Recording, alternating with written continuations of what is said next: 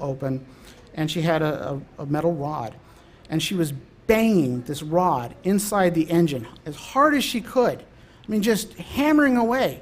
And it's, you know, it's like 11 o'clock at night. And it's like, you okay? What's going on? She says, well, my car won't start.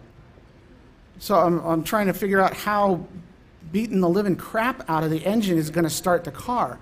Well, so, you know, I asked the question, so what are you doing? Well, my boyfriend says that I just need to hit this thing down here and it'll start up. He told her to tap the solenoid if it doesn't start. Well, she took that as she could bang the living crap out of it. And wires were shredded, and it was just crazy. It was, she couldn't get anywhere.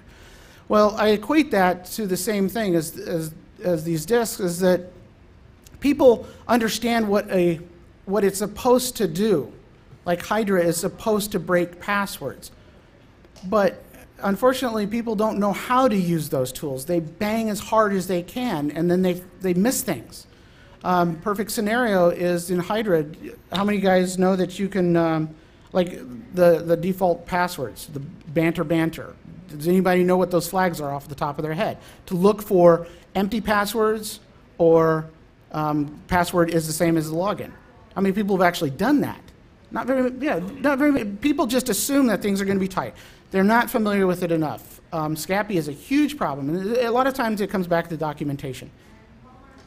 Documentation is not out there enough. And then also, when you do a search on the internet, you search for Netcat, and you see the same examples over and over again, because everybody has all of a sudden discovered Netcat and the 3 commands that are out there, and they blog it and say, oh yeah, this is awesome, this is what you want to do. Like, you know, all of a sudden they're expanding the knowledge base when they're not really. So you're littered with, you know, 3,000 searches, and they're all the same commands. Unfortunately, the information isn't getting dispersed right. Okay, so books and websites. Sorry, I keep rambling. Deficiencies in learning, books and websites. There are typos in books. There are typos in blogs. There are typos in man pages. And a lot of times, even when you do get it right, it worked for the person who wrote it, but you don't actually have the same system as they do, and so you cannot replicate it. It bugs me to no end when I'm trying to learn reverse engineering, and they give these examples, and they say, hey, go get the file, and it doesn't match. Very frustrating. And as a professor, there's a couple things that I have to deal with all the time, and it's just part of the nature, in a way, of the profession, is that it's repetitious. Every semester I got a new batch of kids, and I got to go through the same thing again.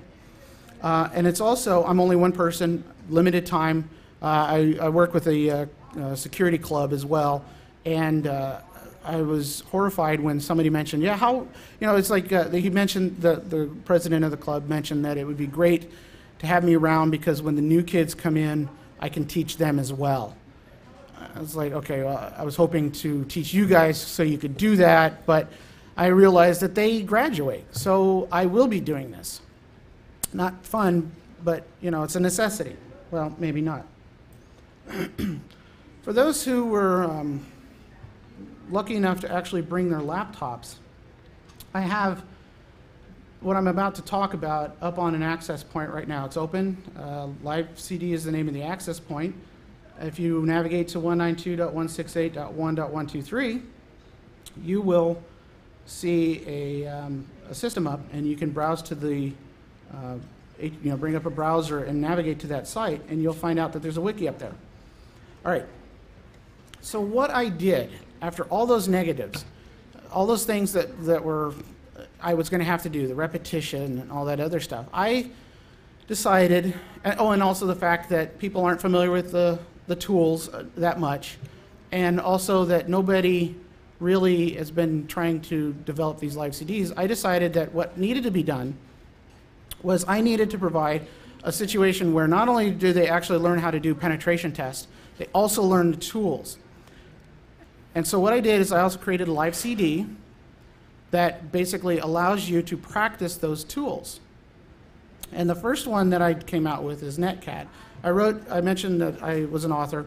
I wrote a couple chapters in the Netcat book, and the one that I had, the chapter I've had the most fun with was the dark side of Netcat. and all the nasty things you can do with netcat.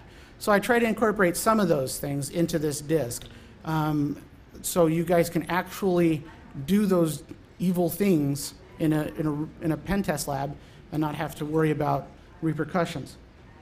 All right. Excuse me. So we have a wiki-based instruction on this disk. We have hackable servers. In fact, I opened up as many services as I could possibly get. It's huge. I mean, even Echo in there, and so yeah, just everything. Because it's a hackable server, there's no need to rebuild it. You can just drop it in as a live CD and run with it. It's self-contained. You don't actually need backtrack. You remember the other previous one I had? You got your attack disk, and you got your router, and you got the disk that you're attacking, your target. You don't have to do that. I would not encourage you to just learn all of it straight from the live CD. I would actually encourage you to set up a lab, go through that pain, actually learn how to configure those things. If you guys are already familiar with doing that, change it up. Do use OSPF or something like that. Just, you know, that lab is there more than just to learn a tool or something like that. But you can do everything that I'm going to talk about just using a live CD. How are we doing on time? Okay, I'm breezing through. Good. So like I said, the first disk I wanted to do was netcat. I actually included some basic skills, I mean, very simple stuff, client stuff, then some server stuff. I also did some intermediate stuff as well. I included examples. It's almost like you're reading a book. And then I included hands-on exercises as well. And I also threw in some RFCs to bore the living daylights out of you guys. So let's talk about the hands-on exercises real quick. What I did is, you know, like I said, so there's typos out there. You can't replicate the system exactly. So what I did is I actually did the exercises, copied and pasted, and threw them in the wiki. So what you see is exactly what I did. It's not like I was telling you what you could do. So there's, if it broke, I would know instantly that it was not the right way. So I grabbed it and threw it on. Here's a snapshot of the front page, just part of the front page. Here's some of the lessons that I included in the disks. We have the basics, and we have some basically risks to your networks, some man pages. Then we use using netcat as a client. It walks you through doing that, server. And then the one that most people don't get an opportunity to do is actually attacking actual services on a network, like Echo. What does Echo look like when you use netcat against it? Things like that. SMTP. Then I also threw in some tricks and traps. How to create a backdoor. You actually can create a backdoor on this live CD. Some of you guys have done it for real. There's also some other things that you can do, like when you go and you read some of these books and things like that, and you find out how to use it as a pivot system. You can do those things on this disk. How to set up an SSH tunnel just using a netcat. You can do those things on this disk. Things that you may not have an opportunity to do, or you would have to spend a lot of time setting up a server to do. You can also use netcat as a chat client. I threw all these little examples in there, and as time goes on, I will continue to throw more in there. We're already working on a Hydra one, so you can actually learn all the neat little tricks and flags and stuff available in Hydra. Scapy is one I'd love to do. It's going to be a pretty hefty thing to do, though. But anyway, the idea is that you guys would have a platform where you could, if you needed to, as a refresher, let's say, how do I do that? Throw into this disk, you can relearn it. Here's a snapshot of the actual hands-on example. This is one from the SMTP. I'm not going to go through this because, first of all, it's on the disk. Second of all, you know, it's very small, and I know that most of you guys' eyes are bleeding right now, and just trying to stay awake anyway. All right, so who's the intended audience for these disks? For the netcat disks and for these tutorial disks, it's for everybody. Not only is it for beginners who need to learn the concept and actually go through some hands-on exercises, there's some also more advanced techniques for the intermediate user, things that you may not be familiar with. It also provides the intermediate user a sandbox in which to actually practice some of the techniques that they've learned about. including denial of service attack. One guy, I was in the computer lab, and this was kind of funny. I thoroughly enjoyed this. Is that I was on a network that was all done through a hub. Well, if you know about hubs, the problem is that we're talking about some serious packet crashes. I mean, they ram into each other. So I had about 10 people in the class, and I was going through this disk, and I was talking about how to connect to a service. And what one guy did is says, well, let's figure out how much this thing can handle. So the next thing I know, he basically does a cat on on all the files on the server, on this backtrack disk, all of them, and pipes it into the server, through Netcat onto the target system. The next thing I know, he's doing a denial of service attack. Everybody else cannot access the disk. Well, that was perfect. And the reason why it was perfect is because since any other opportunity that he would have had to do this would have either been on the computer at the college, which they would have frowned upon, or he would have had to basically set up his lab at home. And what he basically provided is for the entire class a demonstration of how to do a denial of service, especially over hubs. I mean, everybody started learning about why a hub isn't necessarily a good thing when you got 10 people plugged into the same network. So it was a learning experience, and it was cool to see.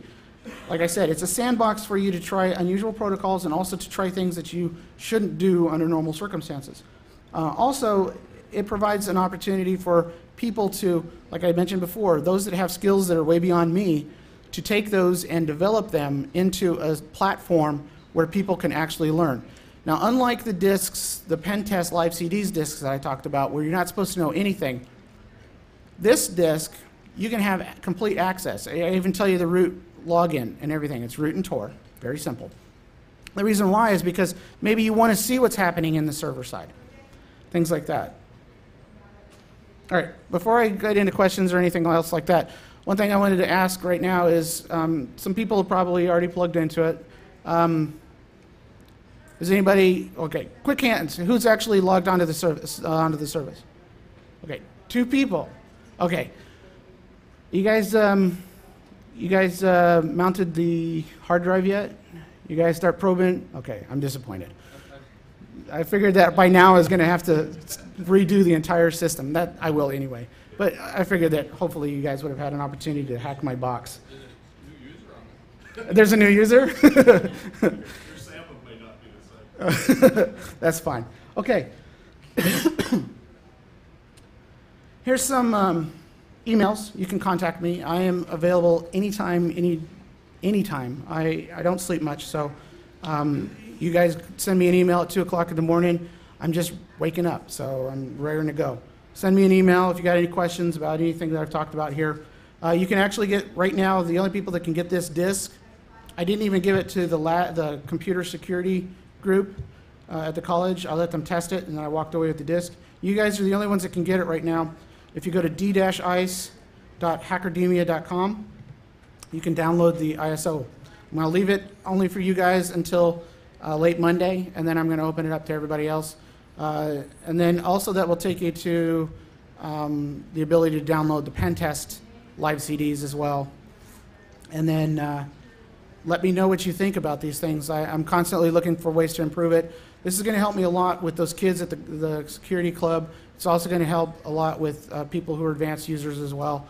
And more feedback and questions, please. What license are they? The new license. Everything's under the GNU license. I've got everything copyright. Actually, the wiki stuff is my copyright, but it's all copyleft. Please use it as much as you want. I've had requests to use live CDs in colleges, and they worry about license as well. By all means, use it. That's what it's there for. There's no restrictions on downloading. Originally, it was you could only log into the you had to actually get a user account to get the live CDs. That was because of a bandwidth problem. I've actually gone to a hosted service, so use the pipe. It's there. Suck as much of it down. Download's free. I don't have any restrictions on how you use it or anything like that. You can quote me as much as you want. You can plagiarize me as much as you want. You can pretend that you wrote it. I don't care, just as long as that information gets out there. So